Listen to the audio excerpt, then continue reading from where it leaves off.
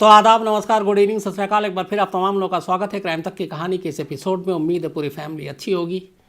आज Monday, week का पहला दिन, संडे। उम्मीद है आप लोगों की अच्छी रही होगी। कोरोना का केस बढ़ रहे हैं। हालांकि दिल्ली में ठंड ज़्यादा थी और पिछले सैटरडे रात से थोड़ी सी तबीयत ढीली है। थोड़ा ठंड भी लग रही है और सुस्ती भी है, सर में दर्द भी है। लेकिन बहुत सारे लोग हैं नहीं दफ्तर में, तो काम भी ज़रूरी था, तो इसलिए चला आया। तो फिर मैंने कहा कहानी भी सुना ही देता हूँ आपको।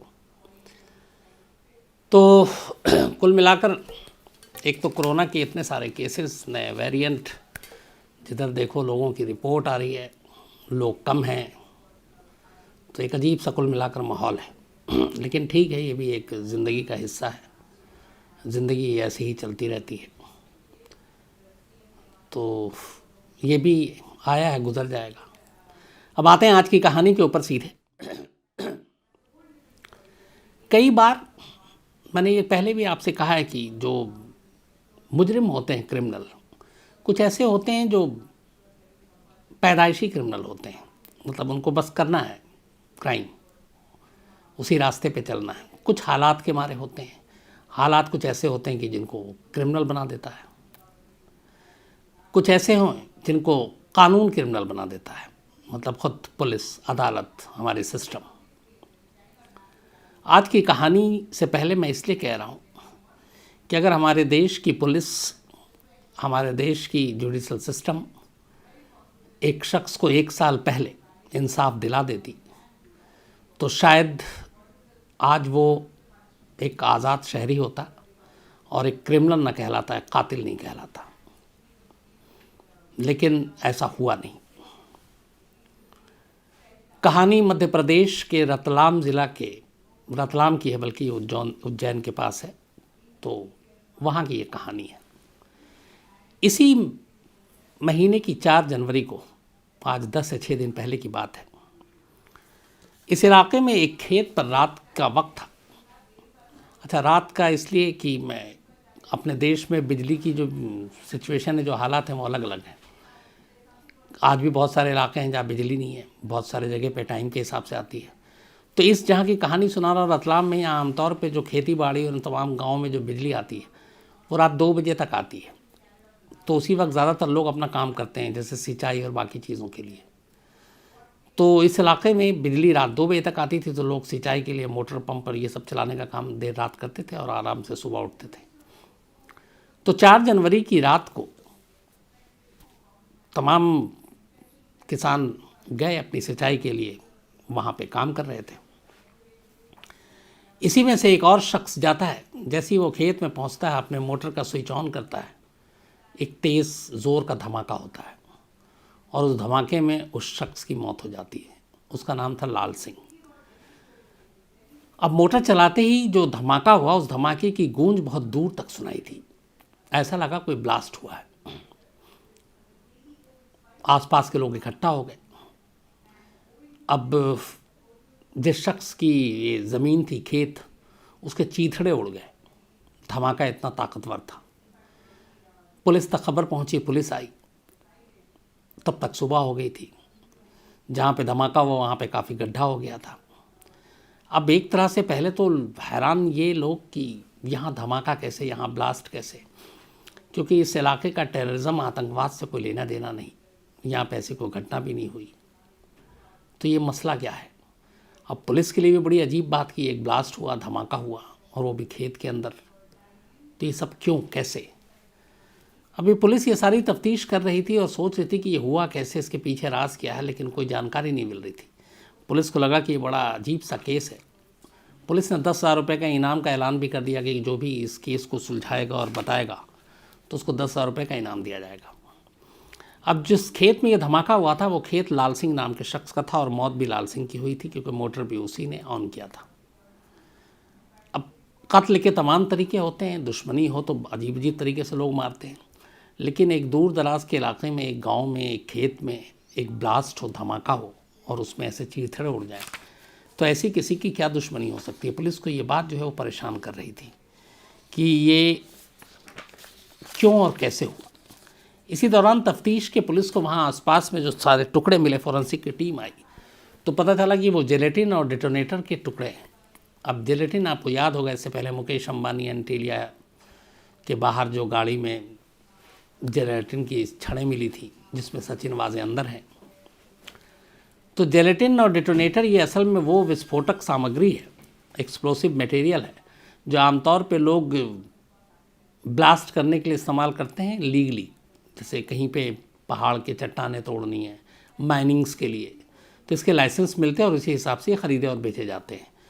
तो ब्लास्ट के काम में आता, माइनिंग्स और इन सारी चीज़ों में। अब यहाँ पे जब मिला तो पुलिस वालों का सर घूमा कि ये क्या मसला है, एक खेत के अंदर जिलेटिन डेटोनेटर यहाँ कैसे आया। अब पुलिस अपनी तफ्तीश आगे बढ़ाती है, कोई क्लू नहीं मिल रहा है। 2-3 दिन बीत गए। अब ये गांव का इलाका, यहाँ पे ऐसा भी नहीं कि सीसीटीवी कैमरा कुछ पता चले, तो वो सारी चीज़ें भी जो फॉरेंसिक और टेक्निकल जो सारी सहूलियत शहरों में है वो यहाँ पे नहीं है। लेकिन जिस तरीके से ये कत्ल हुआ, जिस तरीके से धमाके में लाल सिंह की मौत हुई, वो पुलिस को परेशान कर रही थी कि जो भी था वो चाहता था कि बड़ी मतलब बेरहम मौत उसे दे, और उसने वैसे ही किया था।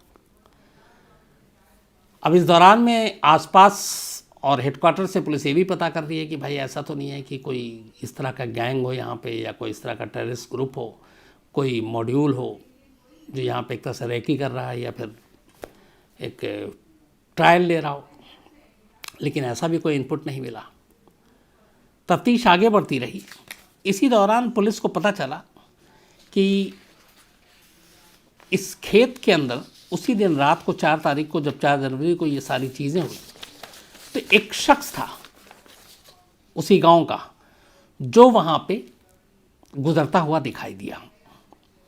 और इस शख्स की जब पहचान हुई तो पता चला इसका नाम सुरेश लोढ़ा है। कुछ लोगों ने कहा कि उसने लाल सिंह के खेत में रात को सुरेश लोढ़ा को जाते हुए देखा था। अब पुलिस के लिए ये था कि एक तो रात को लोग सिंचाई करते हैं तो किसानों का खेत में जाना कोई अनोखी बात नहीं है, लेकिन सुरेश लोढ़ा का वहाँ पे ना कोई खेत ना और कोई काम, तो वो क्यों गया। और इसके बाद जैसे ही सुरेश लोढ़ा का नाम पुलिस के सामने आया, पुलिस को अचानक 1 साल पहले की कुछ कहानियाँ याद आ गई।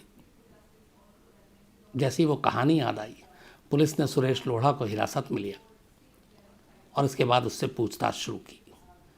जब पूछताछ शुरू की तो सुरेश ने फिर पूरी कहानी बताई। कहानी ये थी कि सुरेश लोढ़ा उसी गांव में रहता था, सीधा साधा अपना परिवार, उसके परिवार में एक पत्नी, और ये लोग हंसी खुशी अपनी ज़िंदगी गुजार रहे थे। ये अपना काम करता था, इसकी पत्नी भी छोटे मोटे गांव में काम कर लेती थी, इससे घर का गुजारा सही से हो रहा था। इसकी पत्नी साल भर पहले उसी गांव के एक सरपंच थे, पूर्व सरपंच भंवरलाल, उनके घर पे काम किया करती थी। और एक बार ऐसी वो काम करने गई, घर में और कोई महिला थी नहीं। जो पूर्व सरपंच था भंवरलाल, उसने सुरेश लोढ़ा की पत्नी के साथ रेप किया। इतना ही नहीं, उसके 2 लोग और थे, एक दिनेश यादव और एक लाल सिंह। ये 2 उसके ख़ास थे। इन दोनों ने भी फिर उसके साथ रेप किया। तो सुरेश लोढ़ा की पत्नी के साथ 3 लोगों ने एक ही दिन एक तरह से गैंग रेप किया। इस हादसे के बाद उसकी पत्नी को धमकी दी सरपंच ने, और उन दोनों ने कि अगर मुंह खोला तो बहुत बुरा अंजाम होगा, और इस धमकी के साथ कि वो खामोश रहेगी उसे घर भेज दिया। सुरेश लोढ़ा की पत्नी घर आई, रोते हुए उसने अपने पति को सारी बात बताई। सुरेश को बहुत गुस्सा आया, वो कुछ करना चाहता था, लेकिन फिर पत्नी ने कहा कि तुम ही हमारी ज़िंदगी के आखिरी सहारा हो। फिर लोगों ने कहा चलो कानून की मदद लेते हैं। सुरेश लोढ़ा पुलिस स्टेशन पहुंचा। उसने जाकर बताया कि मेरी पत्नी के साथ पूर्व सरपंच और उसके 2 साथियों ने गैंग रेप किया है। पुलिस ने सुरेश लोढ़ा की कंप्लेंट लिखने की बजाय उसे हड़का कर वापस भेज दिया। सुरेश लोढ़ा को अजीब लगा, लेकिन फिर भी हिम्मत नहीं आ रही। फिर उसके बाद पुलिस स्टेशन गया। फिर पुलिस वालों ने उसे टरका दिया। धीरे धीरे वक्त बीता, न पुलिस ने रिपोर्ट लिखी, न पूर्व सरपंच उसके साथियों के खिलाफ कोई कार्रवाई की। और सुरेश अंदर ही अंदर तड़पता रहा। उसे उम्मीद थी कि शायद कानून, पुलिस मदद करेगी, उसकी बीवी के साथ जो कुछ हुआ, लेकिन शायद पुलिस पूर्व सरपंच के दबाव में थी, या हो सकता था कि पूर्व सरपंच से उन्हें पैसे मिलते थे। लेकिन एक गैंग रेप की रिपोर्ट लिखने से पुलिस ने इनकार कर दिया। थोड़े दिनों तक तो सुरेश लड़ता रहा कि चलो शायद इंसाफ मिले, कभी रिपोर्ट लिख ले, कोई नया अफसर आए, लेकिन किसी ने रिपोर्ट नहीं लिखी। आखिरकार सुरेश ने हिम्मत छोड़ दी। उसे लगा कि इससे कोई इंसाफ नहीं मिलेगा और इस इंसाफ के लिए उसे खुद करना पड़ेगा कुछ। फिर उसने एक जानने वाले से पता करना शुरू किया। उसका एक दूर का जानने वाला था जो माइनिंग्स और इसके लिए जिलेटिन और डेटोनेटर बेचा करता था। उसने पूछा ये कैसे काम करता, उसने बताया। उसने कहा तुम मुझे दोगे? उसने कहा ठीक है। उसने ला कर दिया।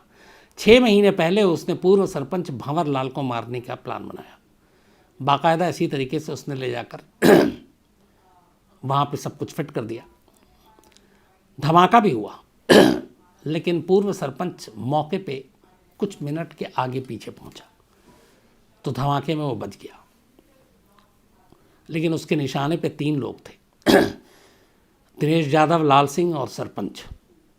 इसके बाद फिर उसने इंतज़ाम किया जिलेटिन और इसका, और अगला अब इसने टारगेट बनाया लाल सिंह को। उसे पता था कि रात को लाल सिंह सिंचाई के लिए खेत पे जाता है, मोटर ऑन करता है, उसका सिंचाई करता है, सब कुछ।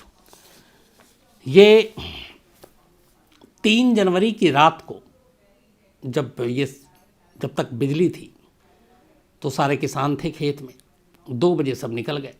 3 बजे रात को पहुंचता है सुरेश, और वहाँ पे जहाँ पे ये मोटर था, जहाँ पे ऑन होता है और उसके बाद पंप से पानी आती, वहाँ ज़मीन में गड्ढा खोदता है, उसमें 7 जिलेटिन रखता है, डेटोनेटर रखता है, और फिर वायर के ज़रिए उनको मोटर पंप से कनेक्ट करता है। ऊपर से मट्टी दबा देता है सब दबाने के बाद। और अब ये था कि जैसे ही आप पंप का स्विच ऑन करेंगे धमाका होगा। ये सब 3 जनवरी की रात, 3 और 4 की सुबह ही वो करके ये सब कुछ लौट आता है। 4 जनवरी को लाल सिंह पहुंचता है खेत पर, और जाने के बाद जैसे ही वो स्विच ऑन करता है, जिलेटिन और डेटोनेटर धमाके में, और इस धमाके में लाल सिंह के चीथड़े उड़ जाते हैं।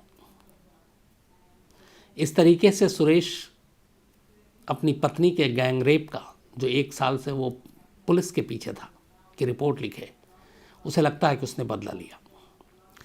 अब जब ये पुलिस को कहानी सुनाई उसने और बताया कि लाल सिंह को उसी ने मारा है, अब आधी तक तो ठीक था, पुलिस को लगा कि चलो केस सॉल्व कर दिया, लेकिन आधी कहानी अब पुलिस के खुद के लिए शर्मिंदगी की बात थी। अब अफसर भी नए थे, बात ऊपर तक पहुंची, क्योंकि एक इलाके में एक धमाके से एक शख्स का चीथड़ा उड़ा, तो अपने ऊपरी अफसरों को भी जवाब देना है, तो अब आपको बताना भी पड़ेगा मोटिव क्या है, मकसद क्या है। तो जब आधी तो यह हुआ कि चलो केस सुलझा लिया, अपनी पीठ थपथपा रही पुलिस, लेकिन इस केस के पीछे मकसद क्या था, जब ये कहानी पुलिस को पता चली तो अब शर्मिंदगी की बारी थी। इसके बाद जो एसपी और बाकी लोगों ने फिर ऑर्डर दिया कि इस मामले की जांच की जाए। पता चला कि हाँ, 1 साल में कई बार आया था सुरेश और उसकी पत्नी रिपोर्ट लिखाने, पुलिस ने रिपोर्ट नहीं लिखी। अब इस एक कत्ल के बाद एमपी की पुलिस जागी, और जो रिपोर्ट 1 साल पहले लिखनी थी अब लिखी है, और उसमें नामजद लिखी है पूर्व सरपंच के खिलाफ, दिनेश यादव के खिलाफ, और तीसरा उस शख्स के खिलाफ भी जो अब मर चुका है, लाल सिंह। इन तीनों के खिलाफ गैंगरेप का मुकदमा दर्ज कर लिया गया है और अब पुलिस जांच कर रही है। हो सकता है अब सरपंच और जो बाकी एक जिंदा बचा वो गिरफ्तार भी हो जाए। लेकिन यहाँ ये सवाल उठ रहा है कि अगर यही चीज़ 1 साल पहले पुलिस ने कर लिया होता तो क्या सुरेश लोढ़ा को कानून अपने हाथ में लेने की ज़रूरत पड़ती। हालांकि दूसरी लाइन ये भी कि हम में से किसी को भी कानून अपने हाथ में लेने का कोई हक नहीं है, चाहे हालात कैसे हों। लेकिन यहाँ पे फिर मैं जो शुरू में बोला था कि कई बार सिस्टम जो है भी लोगों को मुजरिम और क्रिमिनल बना देती है, और ये सुरेश लोढ़ा उसका एक जीता जाता एक एग्ज़ाम्पल है, एक मिसाल है। क्योंकि अगर पुलिस ने अपना काम उस वक्त किया होता तो शायद ऐसा नहीं होता। आज कहानी थोड़ी छोटी और शॉर्ट भी इसलिए कि मैंने आपको शुरू में भी कहा था, थोड़ा आज हेडेक है और तबीयत ठीक नहीं लग रही है, लेकिन एक जिम्मेदारी भी है तो मैंने कहा पूरी कर लूँ जब दफ्तर में आ ही हूँ। तो कहानी में तो इतना ही, लेकिन हाँ वो सिलसिला अपना आगे बढ़ा देते हैं। मनीष वर्मा पीलीभीत से, आज इनका जन्मदिन है। Happy birthday Manish Verma advocate साहब। इसके अलावा सायमा सिद्दीकी, इनका भी आज जन्मदिन है, तो हैप्पी बर्थडे सायमा सिद्दीकी।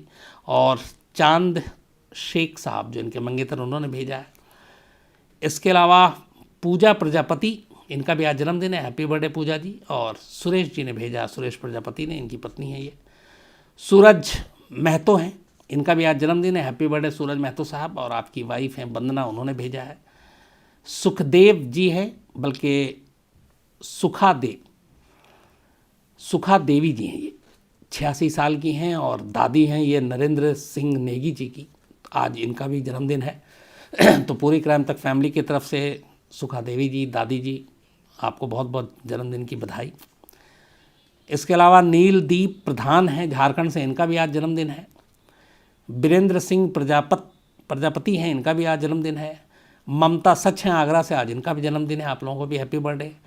आकाश कुमार गौतम और राहुल कुमार गौतम दोनों, अच्छा आकाश कुमार गौतम का आज बर्थडे है, राहुल कुमार गौतम जी ने भेजा है।